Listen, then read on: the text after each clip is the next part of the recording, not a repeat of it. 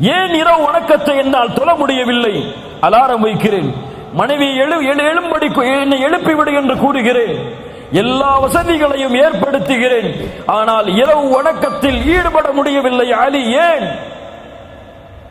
அலி அவர்கள் சொன்னார்கள், அந்த ரஜுலுன் கது கையதத்க துனூபுக், நீ பாவங்களால் பிணைக்கப்பட்ட கட்டப்பட்ட மனிதனாக இருக்கிறாய்.